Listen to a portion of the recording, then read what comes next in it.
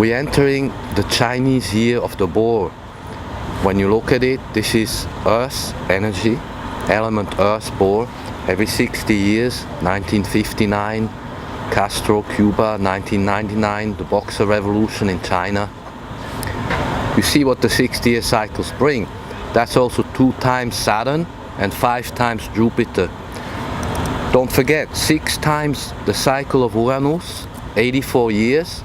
That brings us also to 500 years. Again, we always have the triangle made of Uranus, Neptune and Pluto.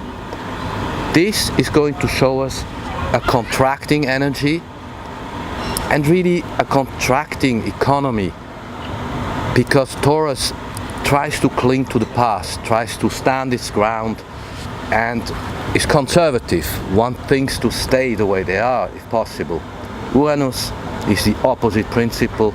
It's really the future. Uranus is about the future and will revolutionize, free up and completely open all of the preconceived ideas we had of society and economy and everything to do, as we explained, with transactions.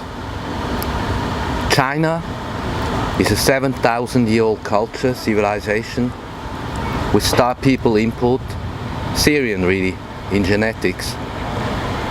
And China has begun its expansion. In economics, silently, it is actually taking over Africa. Many countries in Africa owe China so much resources that in their contracts they're basically handing over the logistics and infrastructure. Entire ports, railroads, infrastructure projects will belong to China. That is the way China is taking its expansion to the next level. If you remember Shikasta, you keep in mind what China is capable in the future of doing with its knowledge, inherent knowledge of astrology and of extraterrestrial technology transfer. So to sum up, we said with Chiron in Aries, we'll have new medicine, ancient medicine that we study, that becomes a new form of medicine. And of course we will have nanotechnology medicine and new communications, the new platforms that are getting ready by 21, 22, when the Aquarius transit of Saturn happens, an impersonal transit, highly technological in nature. People born with the signature Saturn in Aquarius are technology leaders, impersonal types who wish to bring humanity together. In world affairs, what we're seeing now, and the astrology mirrors this clearly, we see the Taurus elements of people who say, oh, but we want the countries to stay in the old world order, which they call the new world order, when in reality the entire structure of governments, of rule of laws, of democracies is now shifting completely.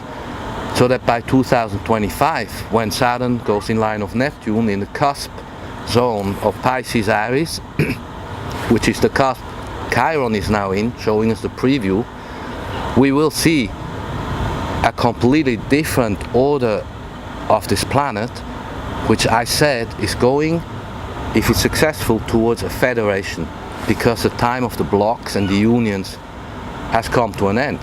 It has been non-functional in reality, and we have to expect therefore a total transformation of all of the rules of laws, the democracies in the Western world, the economies that I said will be contracting now after Saturn is in Capricorn, and ultimately we move into the Aquarian time in 21, having to pass through the next 2 years that I would consider tough years, where we will realign to a new reality that is clearly on us now as 2020 approaches.